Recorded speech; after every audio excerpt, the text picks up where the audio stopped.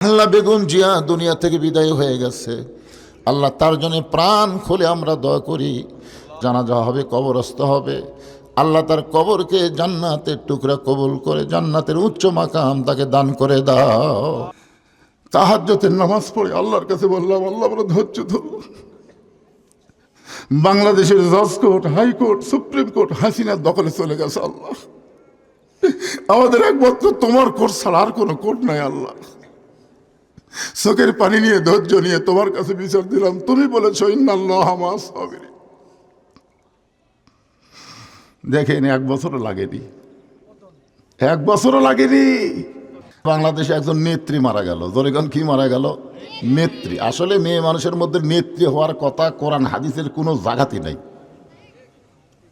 মানে ইসলামের নেতা আছে কিন্তু নেত্রী নাই। আমার কথা বুঝলেন?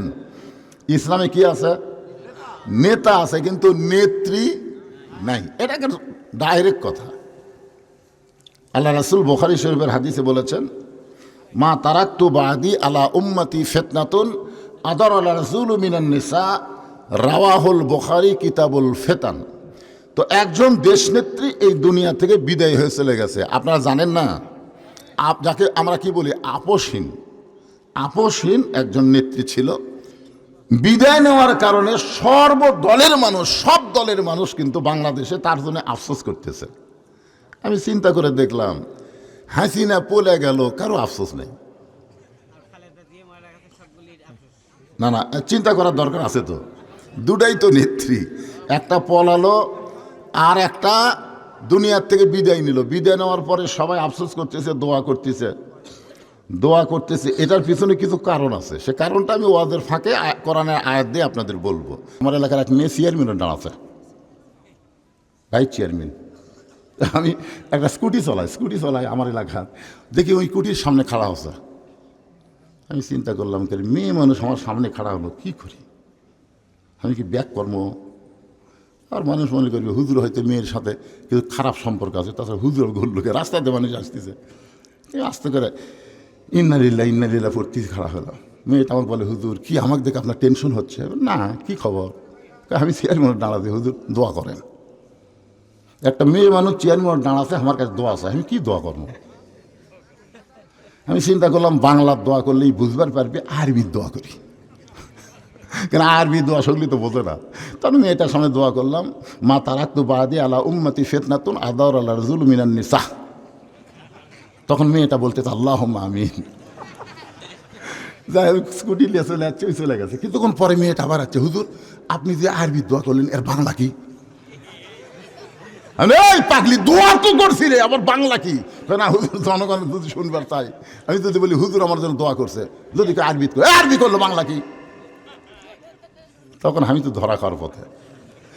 আমি বললাম, মা আল্লাহ রাসূল বলেছেন আমার পরে আমার উম্মতের জন্য, রাসূল বলেছেন, আমি না, রাসূল বলেছেন আমার পরে আমার উম্মতের জন্য সবচাইতে বড় বিপদ হলো পুরুষ মানুষের জন্য নারী চেয়ারম্যান হওয়া।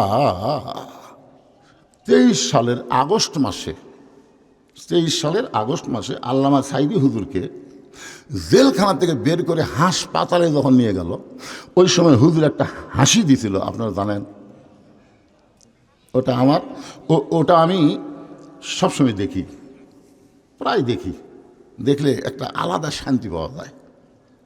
কি একটা হাসি দিল! আর সে হাসি মাখা মুখের মানুষটাকে হাসপাতালে নিয়ে গিয়ে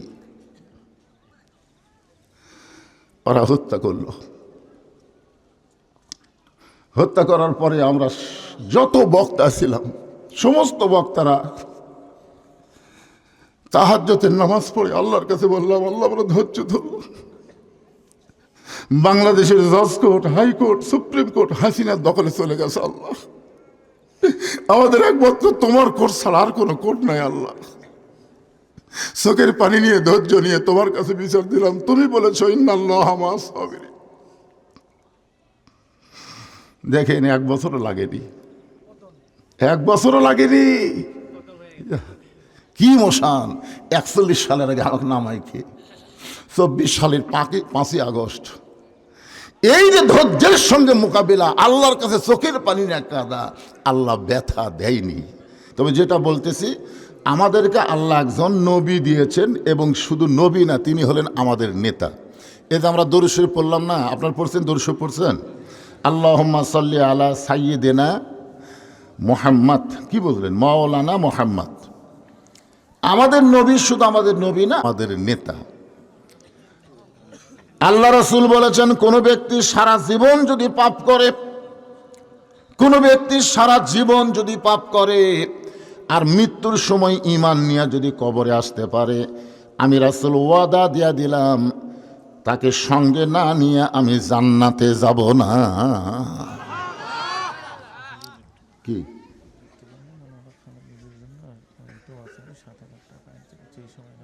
দোয়া মানে সেই দোয়া হবে আজকে। আমি তো ফেসবুকে কমপক্ষে 10বার পোস্ট করছি তার দোয়ার জন্য। দোয়া তো হবেই। আজকের যিনি প্রধান অতিথি উনি তো বুঝতেছেন তিনি আর নাই, চলে গেছেন ঢাকায়। আগামীকাল দুপুরে বেগম জিয়ার জানাজা হবে এবং দাফন হবে। তার জন্য দোয়া চাইয়া এখানে আজকে 7,000 টাকা দান করা হচ্ছে। আমরা সবাই তো আখের মোনাজাতে দোয়া করব। এখন সবাই দোয়া করি, আল্লাহ তাআলা এই মরহুমাকে জান্নাতি হিসাবে কবুল করুক। সকলে বলে আমিন, জোরে বলে আল্লাহুম্মা আমিন। দিয়ে দিছে, আচ্ছা ঠিক আছে বাবা। আর কোনো কথা আছে? আচ্ছা ঠিক আছে। তো এখন আমরা যাকে নবী এবং নেতা শুধু বলবো না, মেনে নিব। নবী হিসাবে মানি তো, মানি না? নবী হিসাবে কিন্তু মানি, কিন্তু নেতা হিসাবে একটু চিন্তা আছে। নবীর প্রতি দরুদ পড়ি, নবীরে সালাম করি মিলাদের ভিতরে, কিন্তু নবীর সমাজ গড়ার কাজে অনেকের দ্বন্দ্ব মনে বাজে। আমাদের নবী শুধু নবী ছিলেন না, আমাদের নবী হিজরত করার পরে 27টা যুদ্ধের সেনাপতি ছিলেন। সুবহানাল্লাহ খান। আমাদের নবী শুধু নবী ছিলেন না, হিজরত করার পরে মদিনায় একাধারে 10 বছর তিনি রাষ্ট্রপতি ছিলেন।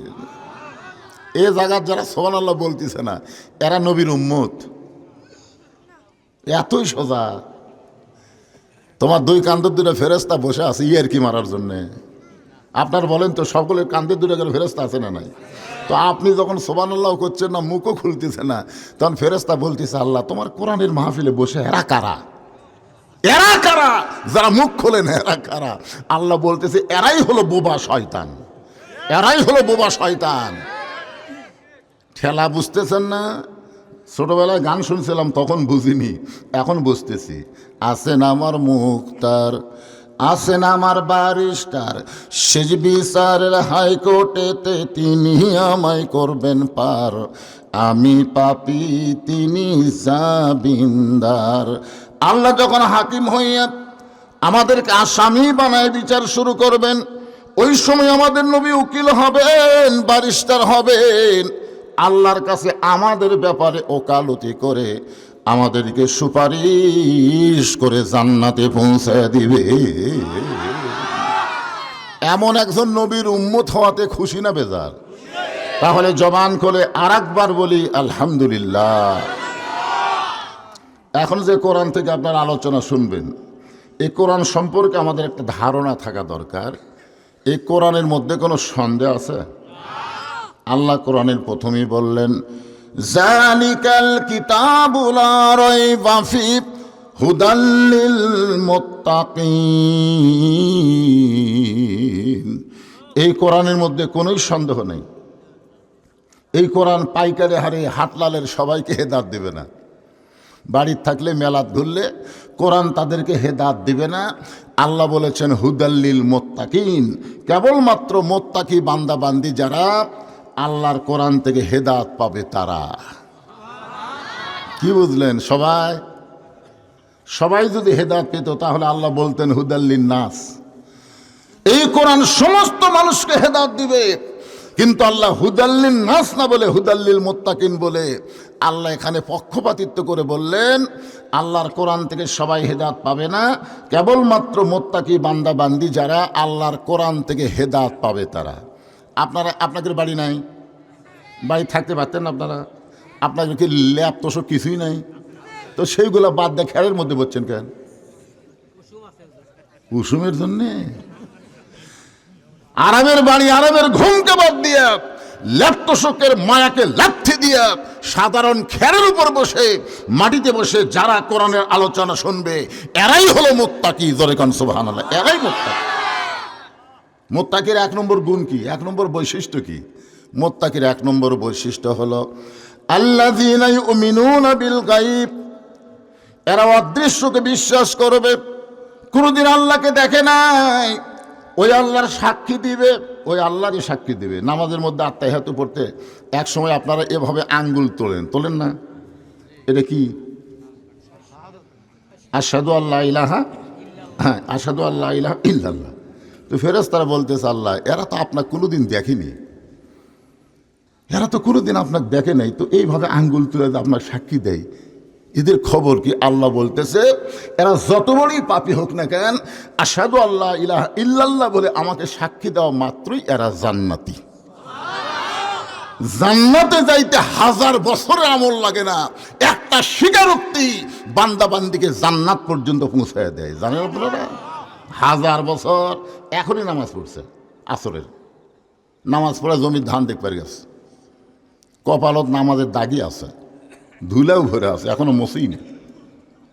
জমির ধান দেখবার যায়, দেখে উপর জমির পানি চলমল করতেছে, নিচে আর জমির পানি নেই। এবার চারিদিকে তাকাছে, এভাবে চারিদিকে তাকে দেখে কেউ নেই, কেউ নাই। আস্তে করে বসে বিসমিল্লাহ কয়ে আল কাটছে। আল কাটার সময় কিন্তু খালি আল কাটেনি, বিসমিল্লাহ কয়ে আল কাটছে। আবার ওই পানি দিয়ে হাত ধুইয়া ও আবার দাঁড়ায় চারিদিকে তাকায় বলতেছে, আলহামদুলিল্লাহ কেউ দেখেনি। আপনার বলেন তো, এই নামাজি কিন্তু মুত্তাকি না, ও নামাজি কিন্তু অদৃশ্যের প্রতি বিশ্বাস স্থাপন করে নাই। আপনার বলেন তো, কেউ না দেখলেও কে দেখতেছে?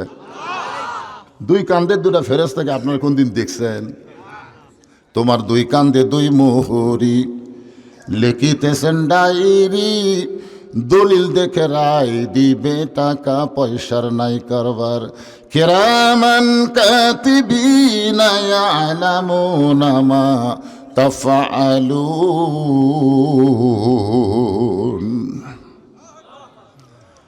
আচ্ছা, এই যে দুই একজন যে আল্লাহু আকবার কোন আর বাদ বাকি কোন না, এটা তো বিপদ হয়ে গেল রে। না, কোরআনের আয়াত তেলাওয়াত শুনলে ঈমান বাড়ে না কমে?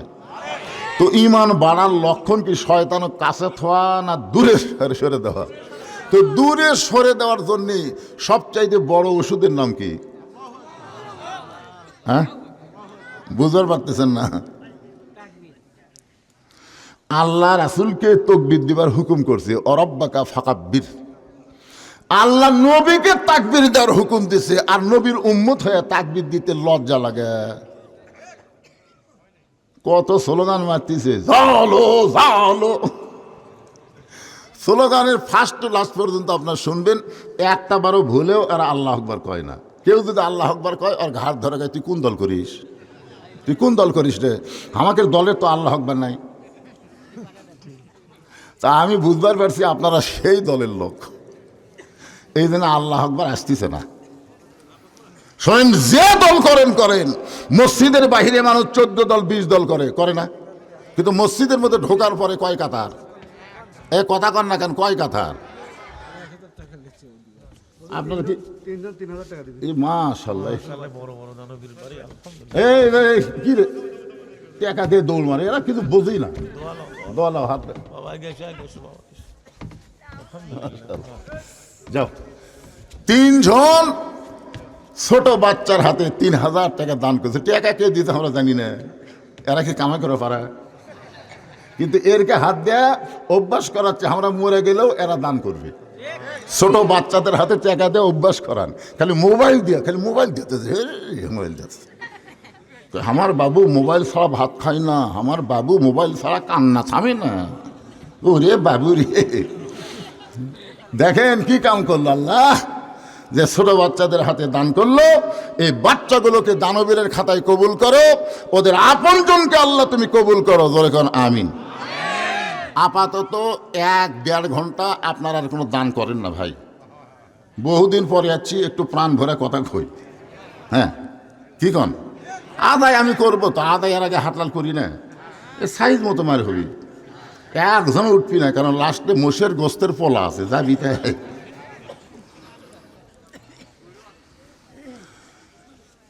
একটু মনোযোগ দিয়ে শোনেন যে আল্লাহর কোরআন, যে কোরআন থেকে আমরা তাফসীর শুনবো সেই কোরআনটা আসলে কি, এটা আপনাদেরকে এখন আমি বুঝাইতেছি।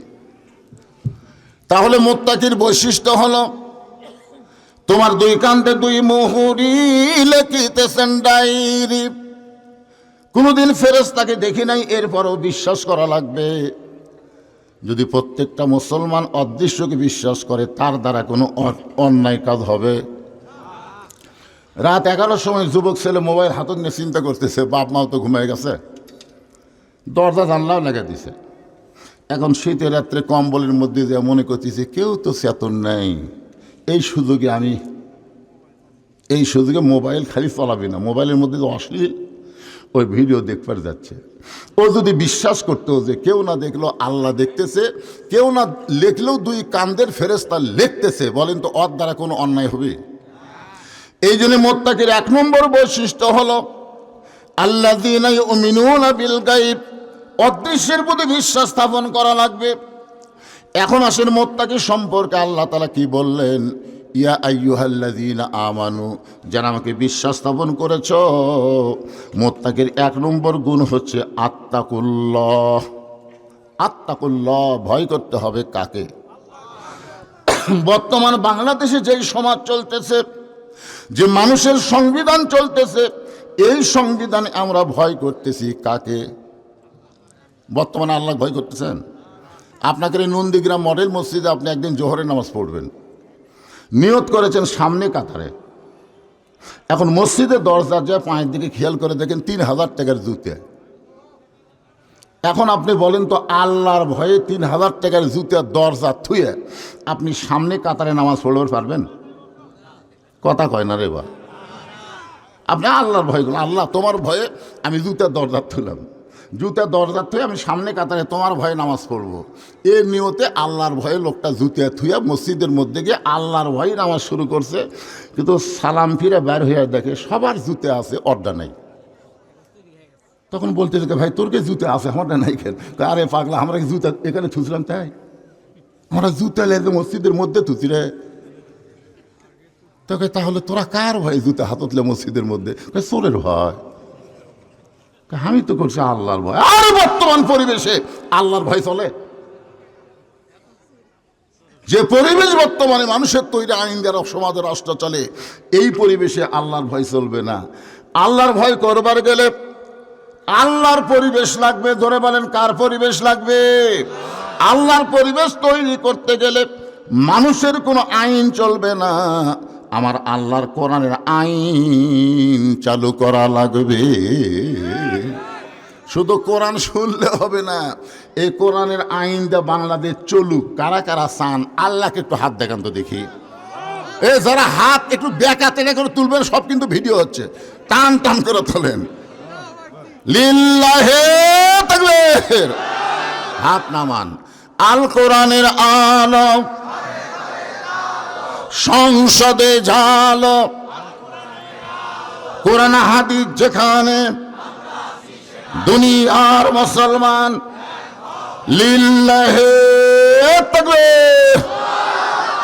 আমি যেটা বলতে চাইছিলাম মনে নাই, সেটা হলো মসজিদের মধ্যে, মসজিদের বাইরে আপনি 14 দল 20 দল, কিন্তু মুয়াজ্জিন যখন আজান দিল, আজান দেওয়ার পরে সবাই নামাজি। এখন বলেন তো, আপনি মসজিদে কোন দল হয়ে ঢুকতেছেন? আপনি কি দলের নিয়ম মানতেছেন না আল্লাহর হুকুম? তো আল্লাহর হুকুম মানবার যে কোন পাও? শুধু ডান পা দিলে হবে? জবান খুলে একটা দোয়া পড়া লাগবে। দোয়া পড়তেছেন, আল্লাহুম্মা আফতাহ লি আবওয়াব রাহমাতিক। দোয়া পড়ার পরে সবাই মসজিদের মধ্যে গিয়ে দেখতেছেন আওয়ামী লীগ, বিএনপি, জাতীয় পার্টি, জামাত। আপনারা বলেন তো, এক এক দল এক এক কাতার না সব দল এক কাতার? তাহলে মসজিদের মধ্যে ঢুইকা যদি আপনারা 14 দল 20 দল ভাঙ্গে এক কাতার হবার পারেন, কোরআনের মাহফিলে যখন ঢুকবেন তখন 14 দল 20 দল ভাঙ্গে এক দল হওয়া লাগবে। জোরে কোন কথা ঠিক কিনা? আপনি এখান থেকে বাইরে যায় যা করেন করেন, কিন্তু এর ভিতরে যতক্ষণ আছেন, আপনি কি কোরআনের সাথে থাকবেন না কোরআনের বিরুদ্ধে যাবেন? কোরআনের সাথে থাকলে একটু হুহা করা লাগবে ভাইজান, কি করবেন? হতে পারে আজকের মাহফিল আমাদের জীবনের শেষ মাহফিল। এরকম গ্যারান্টি দিবারই পারলেন না যে আমার বাড়ি সব চাইতে কাছে, আমি ওয়াজ শেষ করে বাড়িতে যাব। এরকম গ্যারান্টি যখন দিবার পারেন না, তাহলে আর মানুষের দল আমরা করব না, আমরা আল্লাহর দল করার নিয়ত নিয়েই আলোচনা শুনবো ইনশাআল্লাহ। একটু মনোযোগ দিয়ে শুনবেন। আত্মা করল এই ডিগ্রি অর্জন করতে গেলে মানুষের তৈরি আইন দেওয়া হবে না। এই ডিগ্রি অর্জন করতে গেলে আল্লাহর কোরআন লাগবে। বোঝানোর জন্য বলতেছি, বাংলাদেশের মতন ৯৬টা দেশের খলিফা, আমাদের বাংলাদেশ ৯৬টা একত্র করলে যত বড় দেশ হবে, তত বড় দেশের খলিফা হযরত ওমর জুমার দিনে মসজিদে মেম্বরে দাঁড়িয়ে খুতবা দিচ্ছেন। জুমার দিনে মসজিদের মেম্বরে দাঁড়িয়ে কি দিচ্ছেন? খুতবা দিচ্ছেন। মাঝখান থেকে এক সাহাবী দাঁড়িয়ে বলতেছি, আমির আল মুমিনিন, আপনার খুতবা আমরা শুনবো না, আপনার খুতবা আমি শুনবো না। এ কথা বললে একটা কথা ছিল, কিন্তু যখন বলেছে আমরা শুনবো না, তার মানে কি সবাই। আসলে নামাজের লোকমা কি সব মুসল্লি দেওয়া লাগে? ইমাম যদি 4 রাকাত নামাজে 3 রাকাতে বসে, সবাইকে আল্লাহ আকবার কওয়া লাগবে? একজন আল্লাহ আকবার বললেই ইমাম বুঝবার পরে আমি ঠিক নেই, ঠিক কেনা বলে? লোকমা দেওয়া মানে কি আমি ঠিক নাই, কেন আমি মনে হয় ভুল বসেছি, লাভ দিয়ে উঠছে। কিন্তু বহু লোকমা আমরা দিছি, হাসিনা এমন বসা বসিছে ভাই, উঠিনি। ওই মনে করছিল 41 সালের আগে আমার তুলবি কে, এরকম মনে করাই কিন্তু বসে আছিল, ঠিক কিনা বলে? না, লোকমা দিয়ে কাম হয়নি। আমরা বহু লোকমা দিচ্ছি, কাম হয়নি। লোকমা তো গ্রহণ করা লাগবে, গ্রহণই করেনি। এখন হযরত ওমর যখন খুতবা দিচ্ছেন, হাজার হাজার সাহাবীদের মধ্য থেকে একজন দাঁড়িয়ে বলে, আমির আল মুমিনিন, আপনার খুতবা আমরা শুনবো না।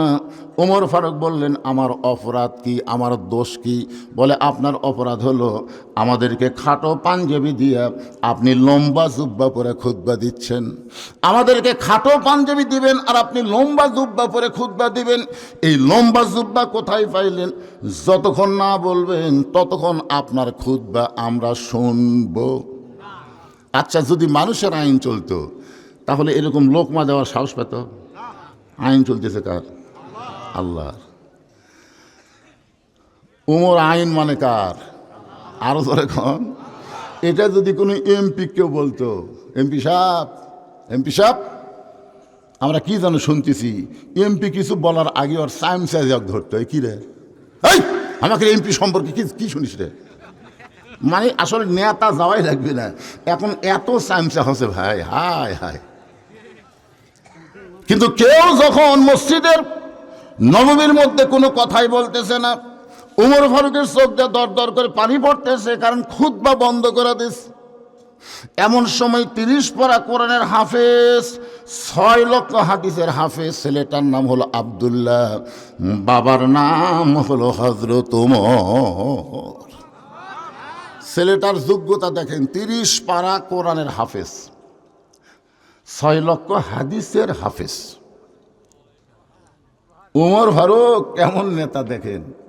আল্লাহর কোরআন দিয়ে যখন রাষ্ট্র চলবে, তখন প্রত্যেকটা নেতাকে একদম বাকদম করম সাজো ঢাক ঢোলক ঝাঁঝর বাজো, এই মিথ্যা শিক্ষা না দিয়ে আল্লাহর কোরআনের শিক্ষা দেওয়া বাধ্য হওয়া লাগবে। জোরে কোন কথা ঠিক কিনা? নেতার বেটারাই কোরআন জানে না, তাহলে সায়েন্সের বেটারা শিখবি? আজকে প্রাইমারির জন্য কোনো ভিক্ষা করা লাগে, কিন্তু ফোরকানিয়া মাদ্রাসার জন্য কি 90% মুসলমানের দেশে প্রাইমারি সরকার চালাবি, তো ফোরকানি চালাবি না কেন? কি জন্য চালাবে না? আমরা মুসলমান হয়ে আল্লাহর কোরআনের বিজয় যদি করতে পারি, তাহলে আগামীতে মিথ্যা শিক্ষা বাংলাদেশের মাটিতে হবে না, সত্য আল্লাহর কোরআনের শিক্ষা শুরু হবে। জোরে কোন কথা ঠিক কিনা?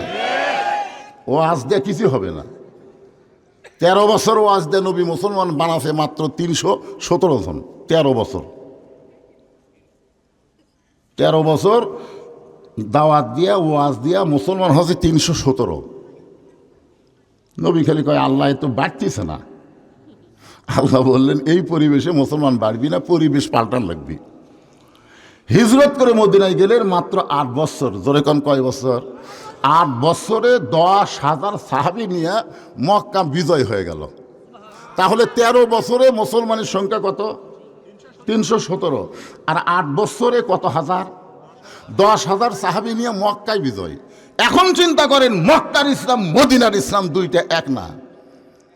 স্বাধীনতার পর থেকে এ পর্যন্ত বাংলাদেশে মক্কার ইসলাম চলেছে। আগামী ফেব্রুয়ারির 12 তারিখের পরে এই বাংলাদেশে মদিনার ইসলাম চালাতে হবে। জোরে কোন কথা, ঠিক কিনা কথা বলে? এই কাড়ু বাড়ু করে নামাজ পড়ান যাবি না, হাত পাও ধরে নামাজ পড়ান যাবি না। বাপ নামাজ পড়ে, বেটা নামাজ পড়ে না, দাদা নামাজ পড়ে, লাতি মেলার মধ্যে ঘরে কি? তুমি যদি মুসলমান দাবি করো, তোমাকে হাত পাও ধরে কারুবাড়ু করে অনুরোধ করে নামাজ পড়ান যাবে না। নামাজ কায়েমের বিল যখন সংসদে পাস হবে, তুই পড়বি না, তোর বাপ পর্যন্ত পড়বি। জোরে কোন কথা, ঠিক পড়বি না? খালি গিরাই গিরাই বাড়ি ফাড়ালে ওই পড়া মাত্র বাপও পড়বি। ভাই হ্যাঁ, কি অবস্থা! জুমার দিনে মুসল্লি হয়, ফজরত হয় না। আপনি জানেন 1 কোটি জুম্মের নামাজ যদি একদিকে দেওয়া হয়, আর একদিনের ফজর যদি অন্য পাল্লায় দেওয়া হয়, 1 কোটি জুমার চাইতে একটা ফজরের নামাজের ওজন বেশি হবে। জুম্মার দিনে সবার শেষে আসতেছে, আগে বার হয়ে যাচ্ছে, আল্লাহর সাথে ঠাট্টা করবার আসতেছে। তুমি জানো জুমার নামাজের ফরজ কি? জুমার নামাজের ফরজ হলো ইজানু দিয়ালিস সালাতি মিন ইয়াউমিল জুমআ ফাসআউ ইলা যিকরিল্লাহ। জুমার নামাজের আজান যখন মুয়াজ্জিন দিবে, আজান শোনার সঙ্গে সঙ্গে দৌড়ে দৌড়ে মসজিদে আসা লাগবে, ঢিলা ঢালা হাঁটে হাঁটে আসা যাবে। তো জুমার দিনের ফরজ কি? আজান শোনার সাথে সাথেই। আর আসতেছে কখন? সবার শেষে আসতেছে, পুরা স্যান্ডেল পাঁচ দিয়ে নতুনের কাছে থসে। আবার যাবার সময় সবার আগে নতুন পাঁচ দিয়ে রওনা দিছে। ধরা পড়লে বলবে বদল হসে ভাই, বদল হসে ভাই। কে বদলের সাইজ নাই? তুই জীবনে নতুন থুয়ে তো পুরাতন পাঁচ দিলি না। তুই যতবারই বদল ততবারই পুরাতন থুয়ে নতুন পাঁচ দিয়ে। আসলে এরা নামাজি না। এদের সম্পর্কে আল্লাহ কোরআনে বলেছেন, ফাওয়াইলুল লিল মুসাল্লিন আল্লাযীনা হুম আন সালাতিহিম সাহুন আল্লাযীনা হুম ইরাউন ওয়া ইয়ামনাউনাল মাউন। আব্দুল্লাহ ইবনে উমর বলতেছে, রে নবীর সাহাবীরা, তোমরা খাটো পাঞ্জাবি হলেও তো নতুন কাপড় পরে নামাজ পড়তে আইছো, কিন্তু আমার দিকে তাকায় দেখো, আমার পরনে নতুন কোনো কাপড় নেই। তোমরা খাটো পাঞ্জাবি হলেও তো নতুন পোশাক পরে নামাজ পড়তে আইছো, কিন্তু আমার দিকে তাকায় দেখো, আমার পরে নতুন কোনো কাপড় নাই। এমন সময় অর্থমন্ত্রী ওসমান গনি দাঁড়িয়ে গেছে। ওমর ফারুক যখন মদিনার খলিফা ছিলেন, ওই সময় অর্থমন্ত্রী হলেন ওসমান গনি। জোরে কান সুবহানাল্লাহ। ওসমান গনি দাঁড়িয়ে বলতেছে, আব্দুল্লাহ, আজকে জুমার দিনে সবাই নতুন পোশাক পরে নামাজ পড়তে আইছে, তুমি পুরাতন কাপড় পরলে কেন? আব্দুল্লাহ বলতেছে, আমি যদি আজকে নতুন কাপড় পরতাম তাহলে আমার বাবার জুব্বা লম্বা হতো না। বুঝতে পারছেন? আমি যদি আজকে নতুন পোশাক পরতাম তাহলে আমার বাবার জুব্বা লম্বা হতো না। রে নবীর সাহাবীরা, যেদিন থেকে আমার বাবা মদিনার খলিফা হয়েছে সেদিন থেকে আত্তাকুল্লাহ, আল্লাহর ভয়। ধরে কান, কার ভয়? আল্লাহর ভয়। সবাই ঘুম পাড়ে, কিন্তু আমার বাবার চোখে রাতের বেলা ঘুম নাই। সবাই ঘুম পাড়ে।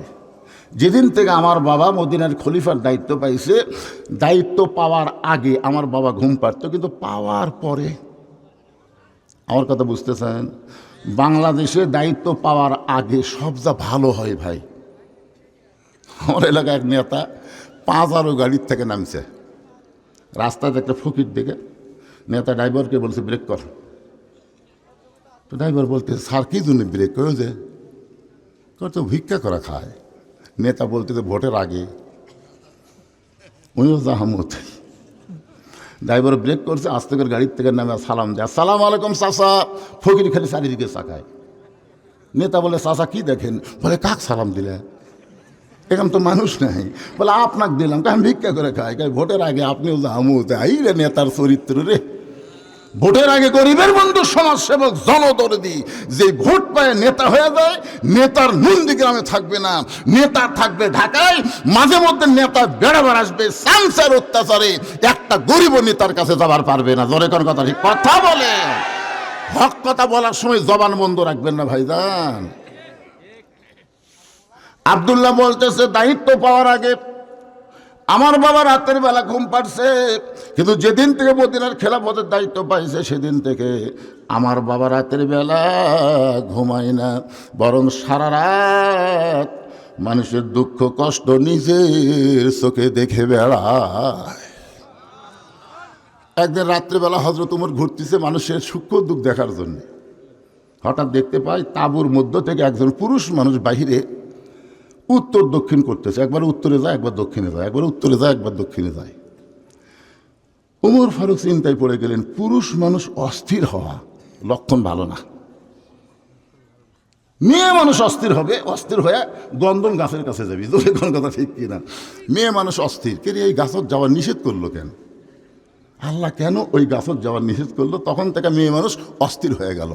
শয়তান দেখলো মেয়েরা যখন অস্থির হবে এক ধোকা দিতে কোনো সমস্যা নাই, কিন্তু আদম তো অস্থির হয়নি। পুরুষ মানুষ অস্থির হওয়া যাবে না, স্থির থাকা লাগবে। জোরে কোন কথা ঠিক কিনা?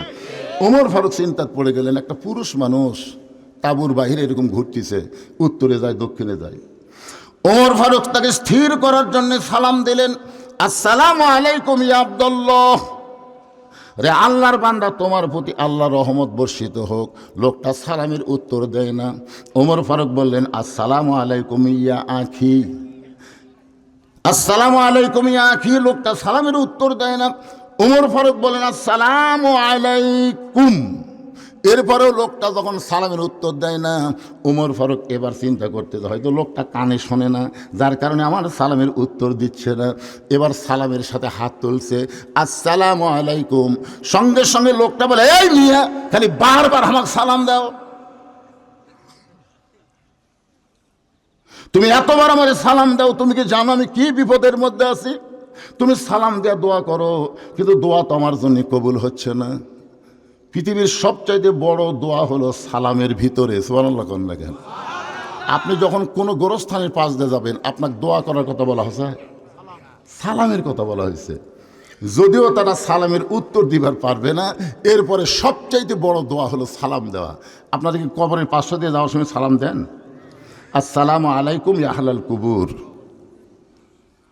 লোকটা যেই বলছে, এই মিয়া খালি বারবার সালাম দাও, তুমি যতই সালাম দাও আমার উপর গজব চলতেছে। ওমর ফারুক বললেন, ভাই কি গজব? লোকটা বলতেছে, আমার বাড়ি হলো অমুক এলাকায়, গভীর রাতে আমার গর্ভবতী বউকে নিয়ে আমি অমুক এলাকায় যাচ্ছি। কারণ ওমর ফারুক যখন রাষ্ট্র চালায় তখন আল্লাহর কোরআন দিয়ে রাষ্ট্র চললে দিনও যা রাতও তাই। জোরে কান সুবহানাল্লাহ। ওই লোকটা কার সামনে বলতেছে? উমর ফারুকের সামনেই বলতেছে। উমর ফারুক যখন আল্লাহর কোরআন দিয়ে রাষ্ট্র চালায় তখন দিনও যা রাতও তাই। কোরআন দিয়ে যখন বাংলাদেশ চলবে তখন দিন যেমন হবে রাতটাও তেমন হয়ে যাবে। আজকে আমরা দিনত মশান ভালোই মারতেছি, কিন্তু রাত্রে চিন্তা করি, কে এটা উমরপুর হয়ে নামুট হয়ে যাব, তাহলে আমার বাড়ি খুবই কাছে। মানে উমরপুর নামুট হয়ে গেলে হাটকড়ির মধ্যে দিয়ে আমার বাড়ি খুবই কাছে। কিন্তু আমার মন বলতেছে নামুটের ওই পারে ডাকাত আছে। আয় আয়, আমি আর ভয় ওই দিকে যাচ্ছি না ভাই, আমি যাচ্ছি বগুড়া হইয়া ঘুরিয়ে ঘুরে, তা রেলগেটে যাওয়ার পারতেছি না, কারণ কচুরের পরে ডাকাত।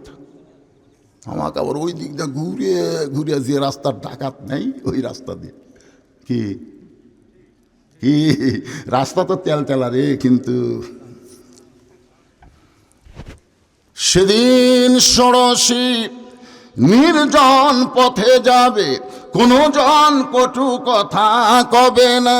পথে আর প্রান্তরে সম্পদের মোহে পড়ে খোনা রাহাজানি হবে না। সবাই বলেন যদি মেনে চলি কোরআন। সবাই বলেন যদি মেনে চলি কোরআন আর রাসূলের বিধান, সকলেই শান্তিতে থাকবে। বাংলার আকাশে কলেমার পতাকা সেদিন দুলবে। লোকটা বলতে যে হযরত ওমর যখন কোরআন দিয়ে রাষ্ট্র চলায় তখন দিনেও যারা তো তাই আমার গর্ভবতী বউকে নিয়ে রাতের বেলা আমি অমুক এলাকায় যাওয়ার নিয়ত করেছি, কিন্তু মাঝ রাস্তায় আমার বউয়ের যখন প্রসব বেদনা শুরু হয়ে গেল আমি তখন তাঁবু টাঙ্গায়া আমার বউটাকে তাঁবুর মধ্যে রাইকে আমি বাহিরে ঘুরতেছি, কারণ এত বড় বিপদ আমি সামলাই কেমনি। আমার বউটা গর্ভবতী, প্রসব বেদনায় কাঁদতেছে, আমি এখন কি করব? উত্তরে যাই দক্ষিণে যাই, আর তুমি খালি মিয়া সালাম দাও। ওমর ফারুক মুস্কি হাইদা বললেন, ভাইজান তোমার কোনো টেনশন করা লাগবে না, আমার বাড়িতে ভালো একটা ধাত্রী আছে। সুবহানাল্লাহ কর না কেন? তিনবার সালাম দিয়েছে, উত্তর দেয়নি, এই মিয়া কষে। তারপর আমাকে লোক হলে কি হতো? আমাকে মতন লোক হলে, একটা মেম্বার হলে ওর কান সারে ফাটে দিত মেম্বার, আর চেয়ারম্যান হলে তো কথাই নাই, আর এমপি হলো তো ওরে বাবা রে। হ্যাঁ, আর এটা কি রে? বাংলাদেশের প্রধানমন্ত্রী, বাংলাদেশের মতন ৯৬টা দেশ, যাকে বলা হয় অর্ধ জাহানের খলিফা, ধরে খান সুবহানাল্লাহ। সে অর্ধ জাহানের খলিফা তার কপালে হাত দেয়, ঘাম মুছে দিয়ে বলে, ভাইজান কোনো টেনশন করবেন না, আমার বাড়িতে একটা ভালো ধাত্রী আছে, একটু ধৈর্য ধরেন, ইন্নাল্লাহা মা'আস সাবিরিন, ধৈর্যশীলদের সঙ্গে কে আছে? আরো জোরে বিশ্বাস করেন আপনারা? আমরা ধৈর্য ধরছি আর খালি দোয়া করছি। 23 সালের আগস্ট মাসে আল্লামা সাইদি হুজুরকে জেলখানা থেকে বের করে হাসপাতালে যখন নিয়ে গেল, ওই সময় হুজুর একটা হাসি দিছিল, আপনারা জানেন। ওটা আমি সবসময় দেখি, প্রায় দেখি, দেখলে একটা আলাদা শান্তি পাওয়া যায়। কি একটা হাসি দিল, আর সে হাসি মাখা মুখের মানুষটাকে হাসপাতাল নিয়ে গিয়ে ওরা হত্যা করলো। হত্যা করার পরে আমরা যত বক্তা ছিলাম, সমস্ত বক্তারা তাহাজ্জুদের নামাজ পড়ে আল্লাহর কাছে বললাম, আল্লাহ বড় ধৈর্য ধরল। বাংলাদেশের জজ কোর্ট, হাইকোর্ট, সুপ্রিম কোর্ট হাসিনার দখলে চলে গেছে। আল্লাহ, আমাদের একমাত্র তোমার কোর্ট ছাড়া আর কোনো কোর্ট নাই। আল্লাহ, চোখের পানি নিয়ে ধৈর্য নিয়ে তোমার কাছে বিচার দিলাম, তুমি বলেছ ইন্নাল্লাহা মা'আস সাবিরিন। দেখেন 1 বছরও লাগেনি, 1 বছরও লাগেনি। কি মশান! 41 সালের আগে আমাকে নামাই খেয়ে 24 সালের 5ই আগস্ট এই যে ধৈর্যের সঙ্গে মোকাবিলা, আল্লাহর কাছে চোখের পানি না কাঁদা, আল্লাহ ব্যথা দেয়নি। এই জন্য ধৈর্যের দরকার আছে না নাই? জোরে কোন আছে না? আল্লাহ বলেছেন, ইয়া আইয়ুহাল্লাযীনা আমানুস্তাঈনু বিস-সাবরি ইন্নাল্লাহা মা'আস সাবিরিন। আরে কোরআন তেলাওয়াত শুনলে ইমান বাড়ে পাগলারা। আল্লাহু আকবার বলবেন। আল্লাহু আকবার বললে কে খুশি হয় আর বেজার হয় কে? আরো জোরে লিল্লাহি তাকবীর। আমাকে যদি 9টার সময় তুলে দিতেন, যে হুজুর 9টার সময় তুলে দিলাম, 2 ঘন্টা ওয়াজ করে নামবেন, কিন্তু আমার তুলে দিলেন 10:30টায়। যত বড়ই মরদ হোক না কেন, যত বড়ই মরদ হোক, যত সুস্থই লোক হোক, রাত 12টার পরে তার ভিতরে ঘুম চলে আসে। বুঝবার পারতেছেন না? 12টার পরে তার মধ্যে ঘুম চলে আসে, ঘুম। তো ঘুম ভাবলে যদি আমার ওয়াজ শোনেন, 1 দিন পর পাচ্ছেন, আগামীকাল পর্যন্ত বাঁচার গ্যারান্টি নেই। হতে পারে এটাই জীবনের শেষ আশা, হাটলাল আর হয়তো আল্লাহ আমাকে আসতে দিবে না, আসার মতন হায়াতও নাই। তাই আপনার ঘুম ভাবলে ওয়াজ শুনবেন? একটা তকবীর সাইজ মতো মারেন না কেন? 1 তকবীরে 8 ঘন্টা শরীরের ক্লান্তি আল্লাহ দূর করে দিবে। 1 তকবীর দিবেন, গলা খাকারে দেন তো। লিল্লাহি তাকবীর। আল্লাহ রাসূল বলেছেন, যত জোরে তাকবীর দিবে তত জোরে শয়তান পালায় যাবে। পালানোর সময় শয়তানের পিছন দিক দিয়ে বাতাস বের হবে। জোরে কোন কি বার হবে? বাতাস বার হয়ে যাবে। ওমর ফারুক বললেন, ভাইজান ধৈর্য ধারণ করো, আমার বাড়িতে ভালো একটা ধাত্রী আছে। ওমর ফারুক এক দৌড়ে বাড়ির দরজায় বাড়ির দরজায় এসে সালাম দিলেন, আসসালামু আলাইকুম ইয়া আহলাল বাইত। সঙ্গে সঙ্গে দরজা খুলে গেছে।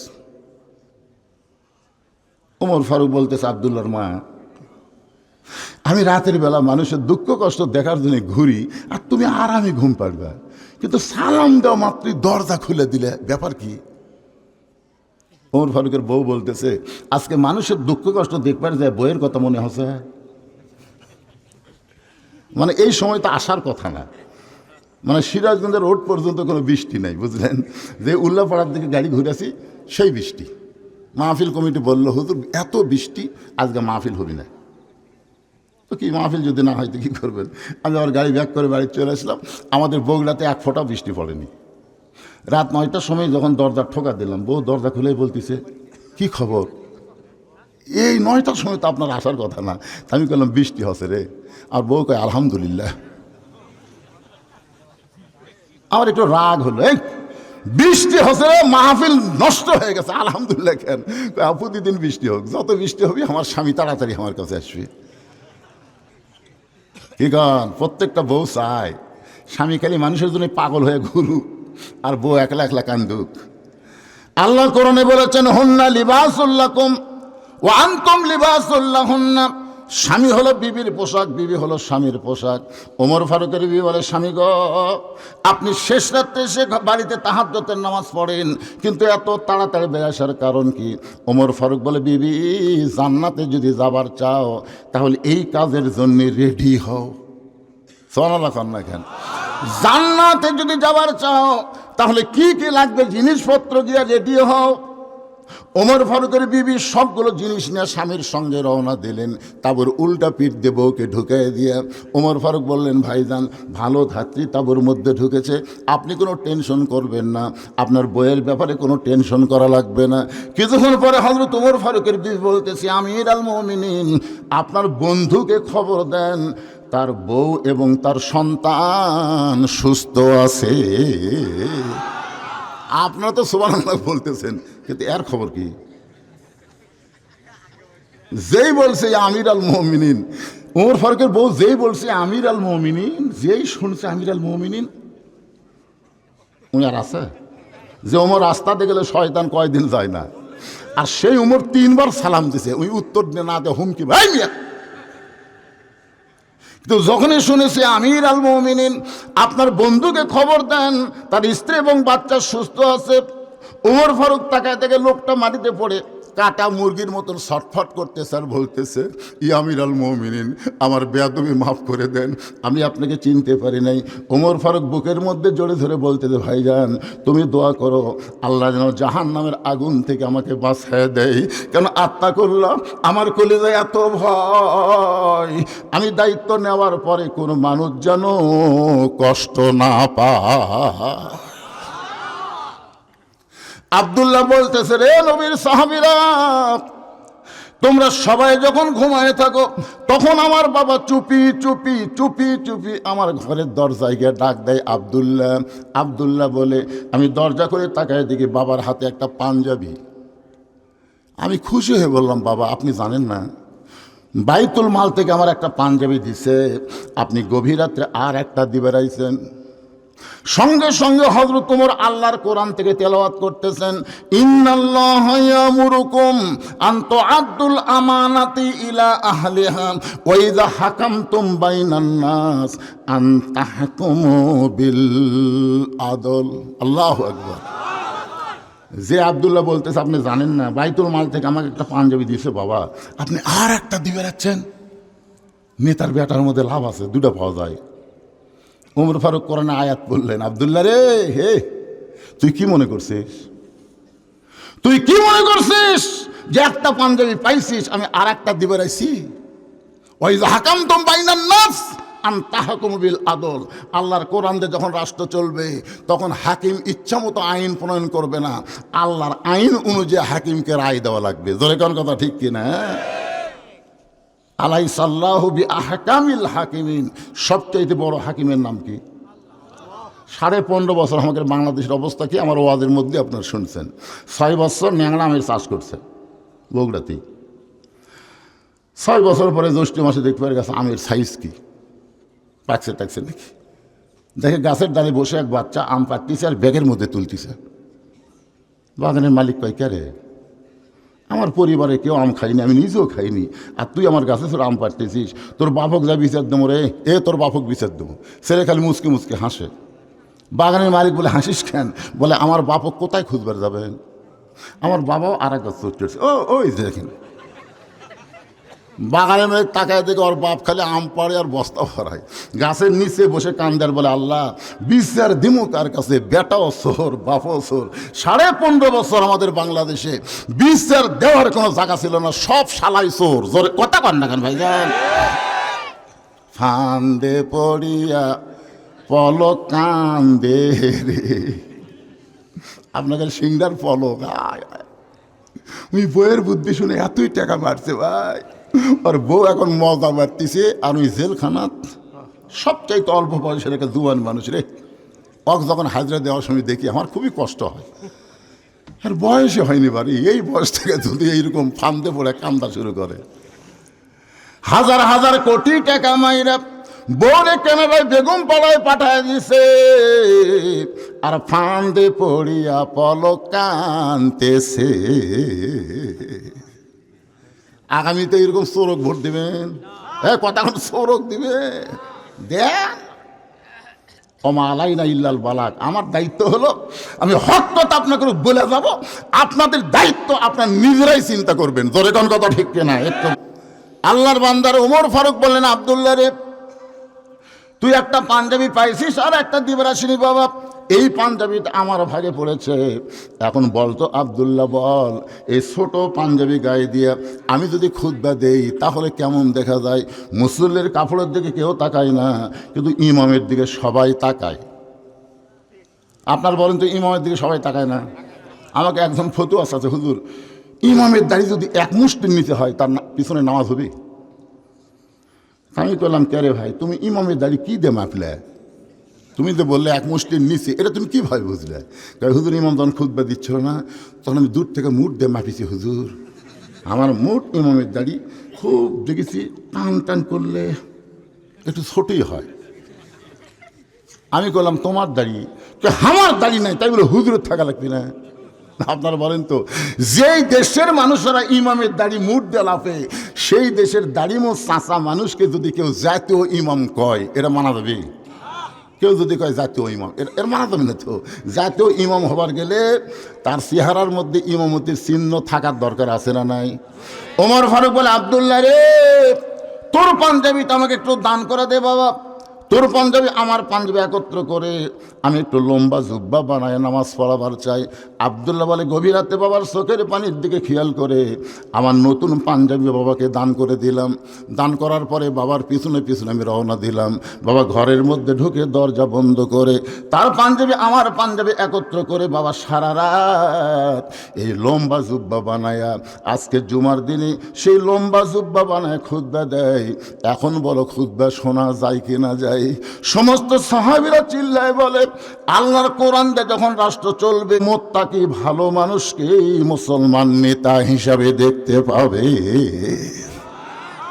এই জন্য আল্লাহ বলতেছেন, মুত্তাকির গুণ হলো আত্তাকুল্লাহ হাক্কা তুকাতিহি। এই কোরআন থেকে হেদায়েত নিবার গেলে আল্লাহর ভয় করতে হবে, নিয়ম মতো যথাযথ সব সময়, নিয়ম মতো যথাযথ সব সময়। আমরা যে ভয় করি না তা কিন্তু না।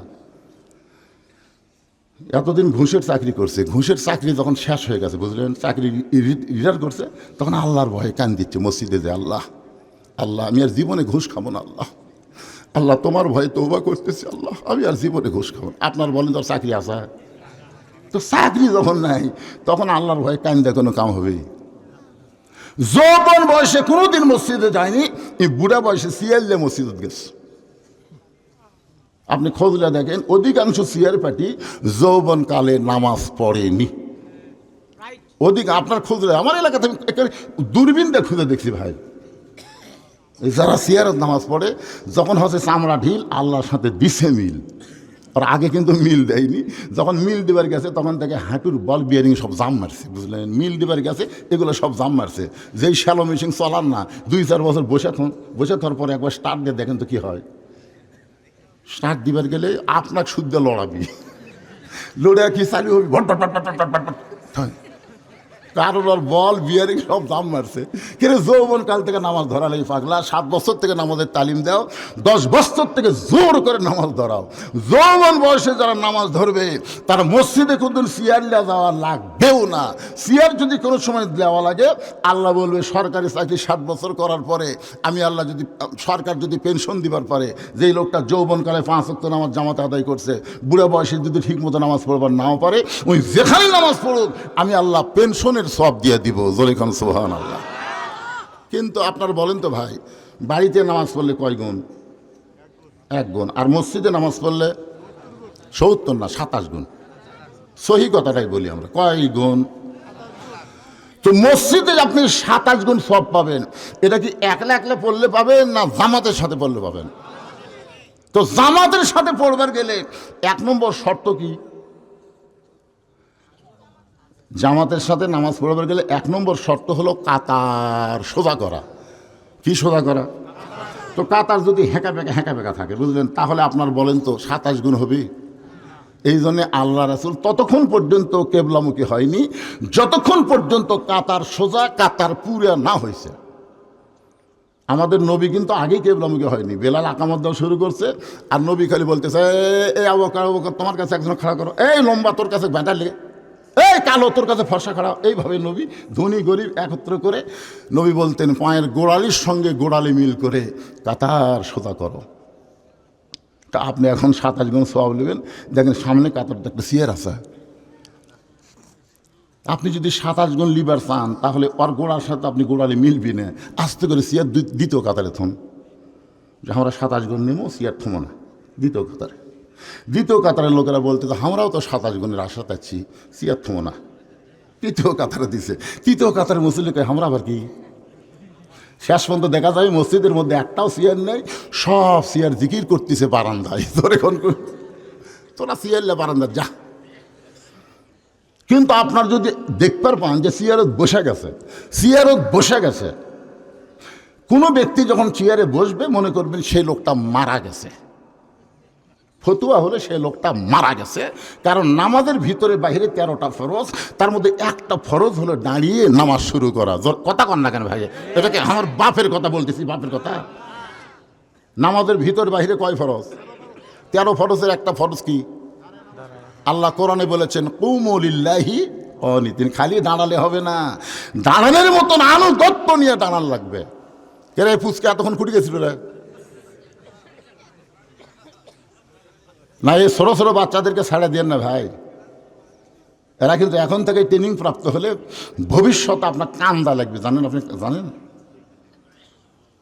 আজকে মনে করতেছেন ছোটো মোটো হুজুর, এরা ছোটো মানুষ, ছোট ছেড়ে দিচ্ছে, নুই পাকা গেছে, আপনি কই চলাবি, সেই বুদ্ধি আল্লাহর মাথা দিয়েছে। অধিকাংশ সন্তানরাই হলে এখন সিজার করা বাচ্চারা মাথার কোনো ঝাঁকি পায় না, মাথার কোনোই ঝাঁকি পায় না, পেট কাটে খালি বের করে। আর হামা করো, আমার দাদি কয় তো ফ্যান বেজে তোর মাথা লম্বা হয়ে গেছিল, জানে? পরে থাবে আমার মাথা গোল করছে, আমার মাথা একটু বড় তো, একটু লম্বা হয়ে গেছিল। এরকে মাথার কোনো অ্যাক্সিডেন্টই হয়নি, খালি কাটিছে বের করছে। এতই বুদ্ধি ভাই। এই জন্য বাচ্চাদেরকে বড় হলে পারবেন না, এখন থেকে ওদেরকে সাইজ করেন। এই ছোট মানুষ এত রাত্রে কুটি গেছিল না, যার ছেলে, যার ভাস্তা, যার লাতি, আমি তাকে বলতেছি একটু সজাগ হন ভাই, বাঁচার গ্যারান্টি নেই রে। আমরা মরে গেলে এরাই তো লাত্তা খুঁজে কবর দিবি। জোর এখন কথা ঠিক কি? এখন কবর দিবি, ওই তো খাড়া হয়ে পেশাব করছে, ওই তো পানি লাইনি। বিশ্বাস করেন, বাপ মরিছে স্ট্রোক করে মরিছে। এখন মা দেখতেছে একমাত্র ছেলে ছাড়া তার কেউ নেই। তখন ছেলের দরজা দিয়ে বলতেছে, আব্বু আব্বু। তো ছেলে লাভ ধরছে, মা কি হয়েছে? তোর আব্বা মারা গেছে। যেই বসে তোর আব্বা মারা গেছে, দৌড়ে এসে দরজা খাড়া হচ্ছে। মা, আব্বু কি হয়ে মরলো? আরে পাগলা, ঘরত যা, তোর বাপ মারা গেছে স্ট্রোক করে, হঠাৎ এরকম কাঁথে করতে করতে রক ছেড়ে মারা গেছে, যা ঘরত যা। ছেলে বলতেছে, মা কেমনি যাই? কারণ আব্বা যে মরবি আমি তো জানি না। আমি তো রাত্রে পেশাব করে পানি লইনি। আব্বা যে মরবি এটা কি জানি, আমি তো পেশাব করে পানি লইনি, আমি তো যাওয়ার পারতেছি না। মা কয় তুই কুত্তে নাকি রে, তুই মুসলমানের সন্তান হয়ে পেশাব করে পানি লইস না, তোর বাপ মরে গেছে, তোর বাপের কাছে তাহলে যাবি কে? তখন বলতে মা রাগ করছেন কেন, তাহলে সকাল হবার দেন, সকাল হবার দেন। আব্বার কাছে যাওয়ার লোক নাই, যেই সকাল আছে ওই ফজরও পড়েনি, যে শালা পেশাব করে পানি লাই নাই ফজর পড়বি। সূর্য পশ্চিম দিকে উঠেছে, ওই আস্তে করে পূর্ব দিকে সূর্য উদয় হয়েছে, ওই কিছুক্ষণ পরে মাদ্রাসা গেছে, ওই এলাকার যে হাফিজি মাদ্রাসা, সে মাদ্রাসা যাবে, হুজুর স্যার আলির টান, ওই কি কম ঠেরাত করছে, হুজুর আমার আব্বা মরে গেছে, হুজুর আপনার গ্রুপ কেলে আসেন, হুজুর আপনার গ্রুপ কেলে আসেন। হুজুর একটা গ্রুপ আছে, যাই বলে আয় রে সেই দিকে যাই রে, বোঝা শোনা নাই রে।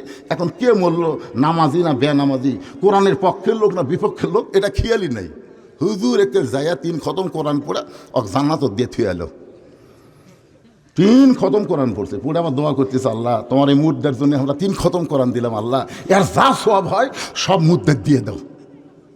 ফেরেশতা কয় আল্লাহ কথা কি ছিল, এরা কি দোয়া করলো? আল্লাহ কয় যতই দোয়া করুক মরা মানুষের জন্য কোরআন না, কোরআন হলো জীবিত মানুষের জন্যে। যখন কথা ঠিক কিনা? জেতা থাকতে যেই লোকটা কোরআনের বাইরে ছিল, কোরআনের পক্ষের মানুষ সবার পরে মরার পরে তার জন্য কোরআন খতম দেয় কোনো লাভ হবে না। আল্লাহর বান্দার একটু মনোযোগ দিয়ে শুনবেন, বাচ্চাদেরকে এখন থেকেই ট্রেনিং দেবেন। ওরা যখন পেশাব করে আপনি খেয়াল করবেন, আপনি বাবা হইয়া আপনার ছেলেটা কেমনে পেশাব করে আপনি দেখার দরকার আছে না নাই? এদের এখানে আছে না নাই? আপনার ছেলেটা বসে করে না দাঁড়ায় করে, আপনার ছেলে পেশাব করার করে পানি লাই কি লাই না, এখন থেকে আপনি খেয়াল করবেন। আপনার বাচ্চার প্রতি আপনার খেয়াল রাখতে হবে, ছেলে হোক বা মেয়ে হোক, আপনি সব সময় খেয়ালে রাখবেন। রাসূল বলেছেন প্রত্যেকটা অভিভাবককে আল্লাহ রাখালের দায়িত্ব দিয়ে দুনিয়াতে প্রেরণ করেছে, রাখালের দায়িত্ব দিয়ে প্রেরণ করেছে। এখন হয়তো আপনি মনে করতেছেন হুজুর আমার তো গরু ছাগল না, আমি কার রাখালি করব? আপনি খেয়াল করে দেখেন, আপনার অধীনস্থ আছে, আপনার গরু ছাগল না থাকলেও আপনার বউ আছে, আপনার ছেলে আছে, আপনার মেয়ে আছে, এই 3টার উপরে আপনার রাখালি করার দরকার আছে না নাই? আপনি সন্ধ্যার সময় আপনার বউ লাইট দিয়ে দেখতেছে, কি দেখতেছে গো? ঘরের মধ্যে হাঁস মুরগি উঠছে কিনা গো দেখতেছি। ঘরের মধ্যে হাঁস মুরগি সন্ধ্যার সময় আপনার বউ দেখে, আপনি গোয়াল ঘরে সন্ধ্যার সময় লাইট দিয়ে গরু ছাগল ঠিক দেখেন, তাহলে আপনার রাত 10টা বেজে গেল, এখন পর্যন্ত আপনার আইডিয়া, আপনি হাঁস মুরগি ঠিকই দেখলেন, কিন্তু আপনার ছেলে রাত 10টা বাজে এখনো বাড়িতে আসেনি, ওরা আপনার দেখা লাগবে না? এখন দেখা লাগবে না? ঠিকই মানে 100 ভাগ ঠিক। না দেখলেন আমার কি, আমার বলার কথা আমি বলে যাচ্ছি। আল্লাহ রাসূল নিজের মেয়ের দিকে তাকাইছে, 9 বছরের মেয়ে ফাতেমার দিকে রাসূল তাকায় কাঁদতেছে। ফাতেমা বলে বাবা কি জন্যে কাঁদেন? আল্লাহ রাসূল বলে ফাতেমা তোমার কি কখনো মনে হয় তোমার বাবা বিশ্ব নবী বলে আল্লাহ তোমাকে জান্নাত দেবে? এই কথা কি তখন কখনো তোমার মনে হয়? ফাতেমা বলতেছে বাবা আমার সব সময় মনে হয় আমার বাবা বিশ্ব নবী বলে আল্লাহ আমাকে জান্নাত দেবে। রাসূল বলে ফাতেমা তুই আমার কাছে আয়। ফাতেমার হাতটা নিয়ে নবী চুমো দিয়ে বললেন, চোখের পানি বের করে, ফাতেমা তুই বড় ভুল মনে করছিস মা, তোর বাবা বিশ্ব নবী হওয়ার কারণে আল্লাহ তোকে জান্নাত দেবে না। জান্নাতে যদি যাবার চাও তাহলে জান্নাতের আমল করে জান্নাতে যেতে হবে। যেই বলেছে জান্নাতে যদি যাবার চাও জান্নাতের আমল করে জান্নাতে যাইতে হবে, সঙ্গে সঙ্গে ফাতেমা হাঁটু গেড়ে নবীর সামনে বসে বলে বাবা জান্নাতে যাইতে গেলে কি আমল করা লাগবে? রাসূল বলে ফাতেমা রে মেয়েদের জন্য বেশি আমল নামা, মাত্র 4টা আমল করা লাগবে। ঈমান গ্রহণ করার পরে মেয়েদের 1 নম্বর আমল হলো 5 ওয়াক্ত নামাজ আদায় করবা। ও ফাতেমা 24 ঘন্টার মধ্যে 5 বার নামাজ পড়লি নামাজের হক আদায় হয়ে যাবে। ফাতেমা বছরে মাত্র 1 মাস রোজা রাখলে রোজার হক আদায় হয়ে যাবে। ও ফাতেমা বিয়ে শাদী হওয়ার পরে স্বামীর খেদমত করবা, তবে সব সময় স্বামীর খেদমত করা লাগবে না। স্বামী যখন খেদমত চাবে তখন খেদমত করা লাগবে। স্বামী না চাইলে ইচ্ছা করে স্বামীর খেদমত করা যাবে, ইচ্ছা করে করা যাবে না। কেন? অতি ভক্তি। কথা কর না কেন? বুঝতে পারতেছেন না? আমি তো বুঝি যেদিন আমার বউ আমাকে একটু বেশি ভক্তি করতেছে সেদিন বুঝতে পারছি একটা অন্যায় প্রস্তাব দিবি। আমি তো খেদমত চাচ্ছি না, ওই নিজের থেকে খেদমত করছি, তার মানে কি কবি কিছুক্ষণ পরে আমার বাপের বিরুদ্ধে কবি, মায়ের বিরুদ্ধে কবি। খালি খেয়াল করে থাকবেন, এরা অতি ভক্তি করা মানে চোর। আল্লাহ রাসূল বলেছেন, ফাতেমা স্বামী যদি খেদমত চাই তাহলে স্বামীর খেদমত করবা, ইচ্ছা করে স্বামীর খেদমত করবা না, স্বামী যদি চাই তাহলে খেদমত করবা। ও ফাতেমা, সতীত্বের হেফাজত পর্দা করা, এই পর্দাটা সব সময় ফরজ। এই পর্দাটা রাসূল তার মেয়েকে বলতেছে সতীত্বের হেফাজত পর্দা করা, এর কোনো ওয়াক্ত নেই। ওয়াক্ত নেই, ওয়াক্ত মানে কি সময়, পর্দার কোনো সময় নাই যে বুড়ি বয়সে পর্দা ফরজ। আমাদের বাংলাদেশে মেয়েরা মারা গেলে আমরা 5 কাপড় দিই। বেঁচে থাকতে চেয়ারম্যানের পদে দাঁড়াচ্ছে, আমার এলাকার এক মেয়ে চেয়ারম্যানের দাঁড়াচ্ছে, ভাইস চেয়ারম্যান। আমি একটা স্কুটি চলাই আমার এলাকার, দেখি ওই স্কুটির সামনে খাড়া হচ্ছে। আমি চিন্তা করলাম, মেয়ে মানুষ আমার সামনে খাড়া হলো, কী করি, আমি কি ব্যাক কর্ম? আর মানুষ মনে করবে হুজুর হয়তো মেয়ের সাথে কিন্তু খারাপ সম্পর্ক আছে, তাছাড়া হুজুর ঘুরলোকে রাস্তাতে মানুষ আসতেছে, আস্তে করে ইন্নালিল্লাহ পড়তে খাড়া হলাম। মেয়েটা আমাকে বলে, হুজুর কি আমাকে দেখে আপনার টেনশন হচ্ছে? না, কি খবর? আমি চেয়ারম্যান দাঁড়াতে, হুজুর দোয়া করেন। একটা মেয়ে মানুষ চেয়ারম্যান দাঁড়াচ্ছে, আমার কাছে দোয়া আছে, আমি কি দোয়া করবো? আমি চিন্তা করলাম বাংলার দোয়া করলেই বুঝবার পারবে, আরবির দোয়া করি, কেন আরবি দোয়া শুনলে তো বোঝে না। তখন মেয়েটার সামনে দোয়া করলাম, মা তারাক্তু বাদি আলা উম্মতি ফিতনাতুন আদার আল্লাহ রাজুল মিনান নিসা। তখন মেয়েটা বলতেছে আল্লাহুম্মা আমিন। যাই হোক, স্কুটি নিয়ে চলে যাচ্ছে, ওই চলে গেছে। কিছুক্ষণ পরে মেয়েটা আবার আছে, হুজুর আপনি যে আরবি দোয়া করলেন এর বাংলা কি? এই পাগলি, দোয়া তো করছি রে, আবার বাংলা কি? না হুজুর, জনগণ যদি শুনবার চাই, আমি যদি বলি হুজুর আমার জন্য দোয়া করছে, যদি আরবি করলো বাংলা কি? তখন আমি তো ধরা খাওয়ার পথে।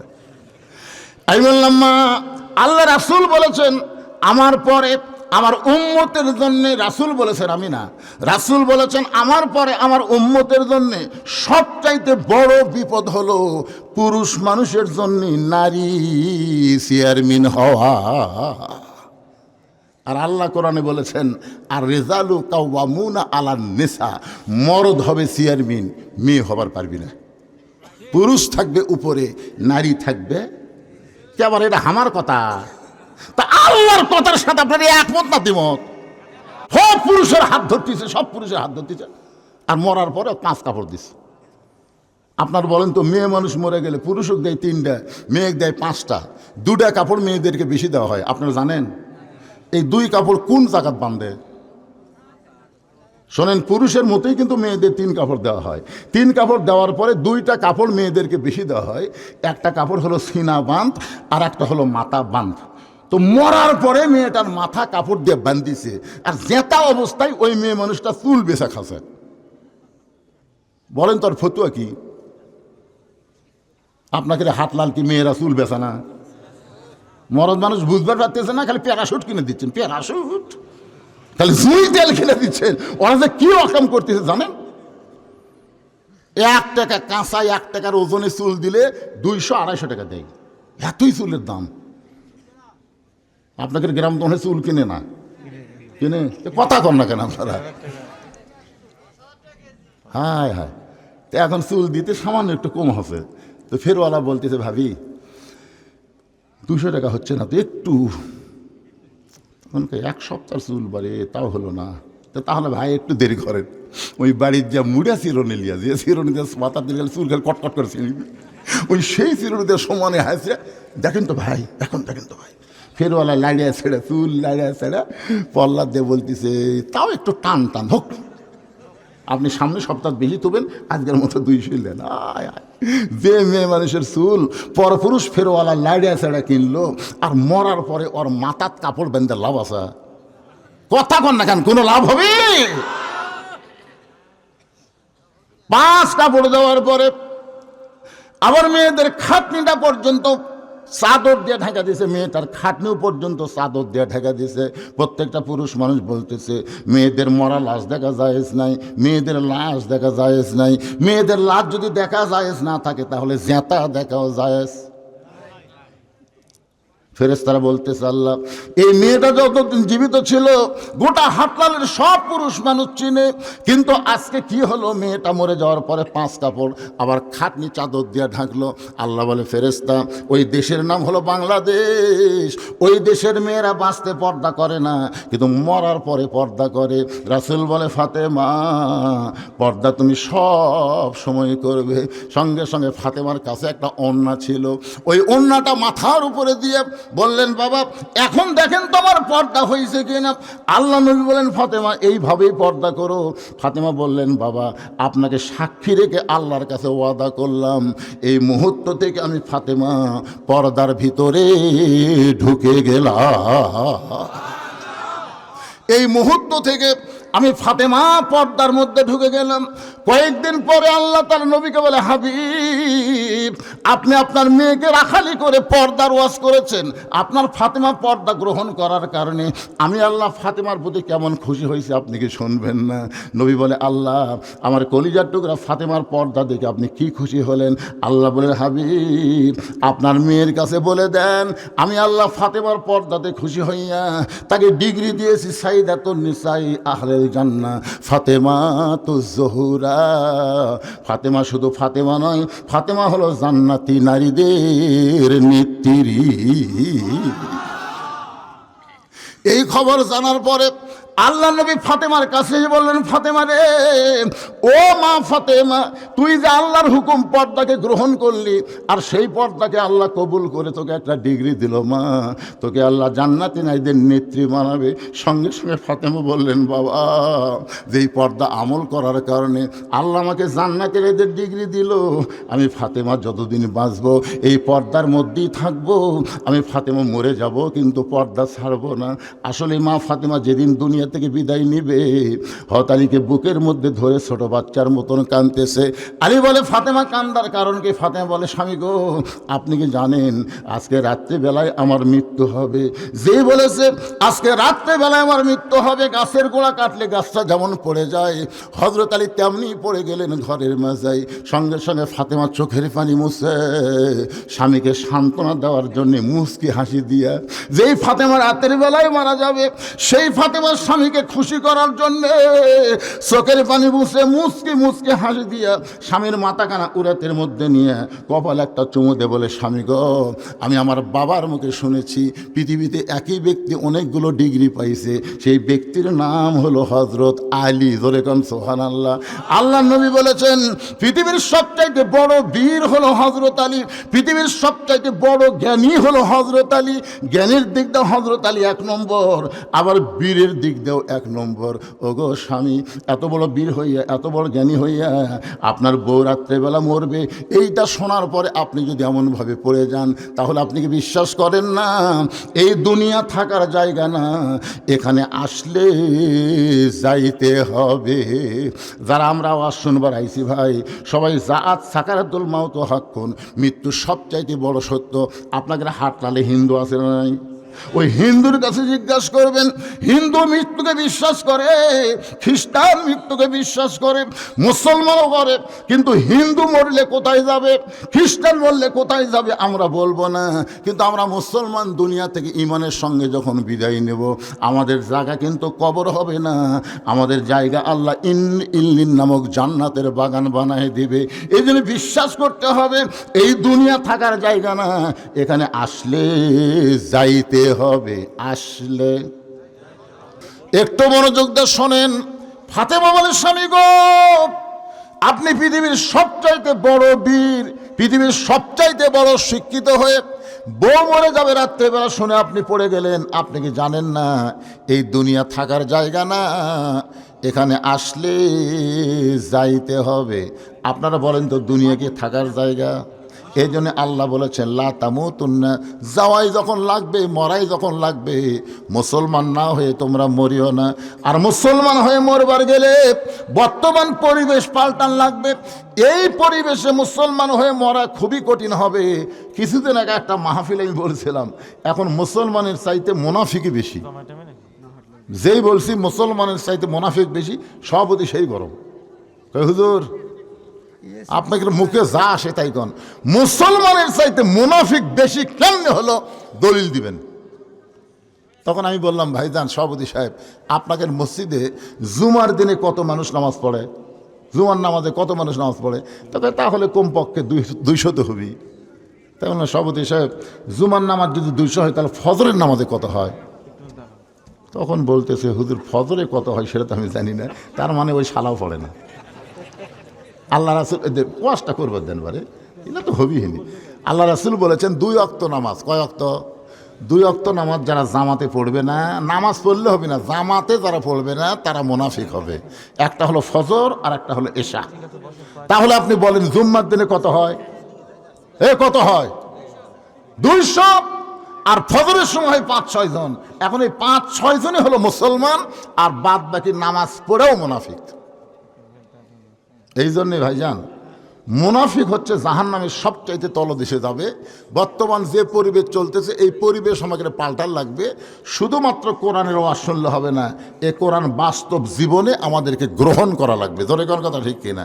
কোরআন যদি আমরা গ্রহণ করি, এই মক্তবের জন্য টাকা ভিক্ষা করা লাগবে না। তখন আপনি বিশ্বাস করবেন, খায়রুকুম মান তাআল্লামাল কোরআনা ওয়া আল্লামাহ। ওই ব্যক্তি হলো পৃথিবীর সবচাইতে সম্মানী জ্ঞানী, যে কোরআন শিখেছে এবং অপরকে কোরআনের শিক্ষা দেয়। এর আগেও এক মাহফিলে হাটলালে বলেছিলাম, একই ছেলের 3 মাস্টার। ধরে কোন কয় মাস্টার? 3 মাস্টার, ইংরেজি মাস্টার, বাংলা মাস্টার, কোরআনের হুজুর। কোরআনেরটার মাস্টার না, কোরআনেরটা হুজুর। তো এখন ইংরেজি মাস্টারকে প্রতি মাসে 2000 টাকা দেয়, বাংলা মাস্টারকে প্রতি মাসে 1500 টাকা দেয়, আর হুজুর 3 মাস হলে কোরআন শরীফ পড়ায়, এখন পর্যন্ত বেতন নেই। একই ছেলেরই কিন্তু মাস্টার 3টে, 2টার বেতন ক্লিয়ার, আর একটার খেয়াল নেই। ছেলে যখন বাড়িতে বলতেছে, আব্বু আমি এখন নিজে নিজেই কোরআন পড়ার পারি, তখন বাপ কয়, হুজুরের কথা আর মনই নাই রে। 3 মাস পরে হুজুরের কাছে ফতুয়া দিচ্ছে, হুজুর হুজুর আপনি কত কষ্ট করে আমার ছেলেকে কোরআন পড়াতেন হুজুর, তবে আমি শুনেছি আল্লাহর কোরআন শিক্ষা দিয়ে হাদিয়া নেওয়া জায়েজ নাই। দেখছেন কি ফতুয়া কার কাছে মারছে?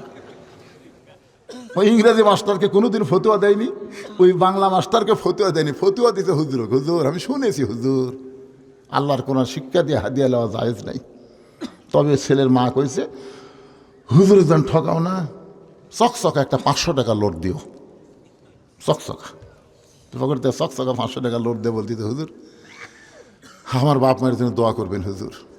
হুজুর চিন্তা করে, 3 মাস তোর বেটা কোরআন পড়ালাম, তারপরে 500 টাকা দিয়ে আমার তোর বাপ মায়ের জন্য দোয়া। কি মনে করতেছেন? আল্লাহর কোরআনকে আমরা এত ছোট মনে করি ভাইজান। এই ছোট কোরআন যে কত বড়, এটা আমরা কখন বুঝবো? যখন এই কোরআনকে বাস্তব অনুযায়ী আমল করব। জোরে কোন কথা ঠিক কিনা? আমল না করা পর্যন্ত বোঝা যাবে না। তো খালি মনে করেন বদরুশিদ আসলো, অমুক বক্তা আসলো, ওয়াজ করে থুয়া গেল, আবুজিরের মতন আমরা শুনে গেলাম, কি কোরআন দিয়ে কি টান দিয়ে। কিন্তু যখন আবু সুফিয়ান বলেছে, যেই কোরআন শুনতে সারা রাত গেল সেই কোরআন ধরলে অসুবিধা কি? আমরা আগামীতে আবু বক্করের মতন কোরআন ধরবো, আবু জেহেলের মতন হব না। কথা ঠিক? হ্যাঁ। আল্লাহুম্মা আমিন। আল্লাহুম্মা আনতাস সালাম ওয়া মিনকাস সালাম, তাবারাকতা ইয়া যাল জালালি ওয়াল ইকরাম। আয় আল্লাহ তাআলা, হাটলাল ঐতিহাসিক মাহফিল, আয় আল্লাহ তোমার একজন ওলি বান্দা শুয়ে আছে, তাকে কেন্দ্র করে মাজারের মাদ্রাসাকে খেয়াল করে আজকের এই মাহফিল হলো। আল্লাহ আল্লাহ মেহেরবানি করে আজকের মাহফিলের শুরু থেকে শেষ পর্যন্ত যত আলোচনা হয়েছে আল্লাহ, এর মধ্যে যদি ত্রুটি হয়, ভুল হয়, মাফ করে দাও। এর জাহাদিয়া মঞ্জুর করো। সোনার মদিনায় নবী পাকের রওজা মোবারকে আল্লাহ কবুল করে নাও। রব্বানা যালামনা আনফুসানা ওয়া ইল্লাম তাগফির লানা ওয়া তারহামনা লানাকুনান্না মিনাল খাসিরিন। আয় আল্লাহ তাআলা, তোমার বান্দা বান্দিরা আরামের বাড়ি ঘুমকে বাদ দিয়া তোমার মহব্বত কলিজার মধ্যে নিয়ে এই জান্নাতের বাগানে কঠিন শীতের মধ্যে বসে বসে দীর্ঘ সময় কোরআন হাদিস আলোচনা শোনার শেষে আমি গুনাহগারের সঙ্গে রহমতের দরজায় ফকির হয়ে দোকানে হাত তুলেছি। মেহেরবানি করে আজকের মাহফিল আমাদের সকলের হেদায়েতের জন্যে, নাজাতের জন্যে, জান্নাতের জন্যে কবুল করো। এই মাহফিলের শুরু থেকে শেষ পর্যন্ত যত আলোচনা হয়েছে আল্লাহ, এর মধ্যে যদি ত্রুটি হয়, ভুল হয়, মাফ করে দাও। এর জাহাদিয়া মঞ্জুর করো সোনার মদিনায় নবী পাকের রওজা মোবারক আল্লাহ কবুল করে নাও। তামাম আম্বিয়াই কেরাম, আসহাবে কেরাম, তাবিনী কেরাম, তাবা তাবিনী কেরাম, তামাম পৃথিবীর মাটির নিচে যত মুমিন আসে আছে আল্লাহ সকল আরো আফরে হাদিয়া কবুল করো। আল্লাহ তাআলা এই হাটলাল গ্রামে যত মুর্দা কবরে আছে আল্লাহ সব কবরকে জান্নাতের টুকরা বানাও। বিশেষ করে আমার মিতাজি বজলুর রশিদ, কতদিন আমরা একসঙ্গে মাহফিল করেছি আল্লাহ, আজকে সে আর দুনিয়াতে নাই, তার জন্য দোয়া করি আল্লাহ তার কবরকে জান্নাতের টুকরা কবুল করে নাও। মাবুদ, কত আগে থেকে তোমার এই গ্রামে, তোমার এই বান্দা বান্দিদের গ্রামে ওয়াজ করতেছি, কত চলে গেছে কবরে, আজকে আসে ঠিকই কিন্তু তাদের সোনামুখ আর দেখতে পাই না। আল্লাহ সকলের কবরে যাওয়ার মতন সময় আমার হয় না, আজকে হাজার হাজার মানুষ নিয়ে তোমার দরবার আজ করি। এই হাটলাল গ্রামে যারা কবরের মধ্যে ছাইত তাদের সকল আর কবরকে জান্নাতের টুকরা কবুল করে না আল্লাহ। এই মাদ্রাসাকে কিয়ামত পর্যন্ত কবুল করো আল্লাহ। এই মাদ্রাসাকে কেন্দ্র করে এই মাহফিলকে আল্লাহ তুমি কিয়ামত পর্যন্ত কবুল করে নাও আল্লাহ। তোমার মাদ্রাসা মাহফিলকে কেন্দ্র করে হাজার হাজার টাকা দান করেছে, এমনকি গামছার মধ্যেও 10টা টাকা হলেও যারা দান করলো সব দানগুলো জান্নাতের বিনিময় হিসাবে কবুল করে নাও মাবুদ। আমরা যারা হাত তুলেছি আমাদের মধ্যে জনম দুঃখনি মা যাদের কবরে চলে গেছে, ছোট্ট একটা শব্দ হলো মা, এই নামের মধ্যে কি মধু আছে, যাদের মা নাই তারাই বুঝতেছে। এই দরদের মা যাদের কবরে গেছে আল্লাহ মেহেরবানি করে মায়ের কবরকে জান্নাতের টুকরা বানায় দাও। বাবার বাড়িঘর সবই আছে, আমরা যারা বাবা হারা ইতিম হয়ে হাত তুলেছি আল্লাহ মেহেরবানি করে বাবার কবরকে জান্নাতের টুকরা বানিয়ে দাও। আমাদের দাদা দাদি নানা নানি আত্মীয় স্বজন শ্বশুর শাশুড়ি যাদের কবরে গেছে আল্লাহ কবরবাসীদের মাফ করে দাও। পর্দানিশি মা বোনদেরকে মা ফাতেমার সঙ্গে কবুল করে নাও। আবিদা সালেহা পর্দানিশি কবুল করো। আমি অসুস্থ, আমার মতো অসুস্থ অবস্থায় যারা হাত তুলেছে আল্লাহ সবাইকে সুস্থতার নিয়ামত দান করে দাও আল্লাহ। বেগম জিয়া দুনিয়া থেকে বিদায় হয়ে গেছে আল্লাহ, তার জন্য প্রাণ খুলে আমরা দোয়া করি। জানাজা হবে, কবরস্থ হবে আল্লাহ, তার কবরকে জান্নাতের টুকরা কবুল করে জান্নাতের উচ্চ মাকাম তাকে দান করে দাও মাবুদ। কত মানুষের জানাজার নামাজ আমরা পড়েছি, এই 2 হাত দিয়ে কত কবরে আমরা মাটি দিয়েছি। একদিন আমরা সবাই মরে যাব, যেদিন আমাদের মৃত্যু হবে দিনটা যেন জুমার দিন হয়, মাসটা রমজান মাস হয়। ইমানের সাথে ইজ্জতের সাথে দুনিয়া থেকে বিদায় নেওয়ার তৌফিক দিয়া দিও আল্লাহ। নতুন কমিটি হয়েছে আল্লাহ, এই কমিটির সভাপতি, সহসভাপতি, সেক্রেটারি, কেশিয়ার সদস্য আল্লাহ সকলকেই কবুল করো। যারা কষ্ট করে তাবারক পাক করেছে আল্লাহ তাদের প্রতি তুমি রহম করো আল্লাহ। সকলকে 5 ওয়াক্ত নামাজি হিসাবে কবুল করে নাও আল্লাহ। ফয়সাল পারভেজ তার জন্য দোয়া করি, মোশারফ ভাইয়ের জন্য দোয়া করি আল্লাহ। তো ইজ্জমান তাসা, তুমি যাকে সম্মান দিবে কেউ তাকে অমান করবে না, তুমি যাকে অমান করবা কেউ তাকে সম্মান দিতে পারবে না আল্লাহ। আল্লাহ যাকে তোমার পছন্দ জনগণের খাদিম হিসাবে আল্লাহ তুমি তাকে কবুল করে নিও আল্লাহ। সুবহানা রাব্বিকা রাব্বিল ইজ্জাতি আম্মা ইয়াসিফুন ওয়া সালামুন আলাল মুরসালিন আলহামদুলিল্লাহি রাব্বিল আলামিন। ওয়াজাল আখিরাতি কালিমাতুনা ইনদাল মাউতি লা ইলাহা ইল্লাল্লাহু মুহাম্মাদুর রাসূলুল্লাহ সাল্লাল্লাহু আলাইহি ওয়াসাল্লাম। আসসালামু আলাইকুম ওয়া রাহমাতুল্লাহ। সম্মানিত মুসল্লিয়ান ইকরাম,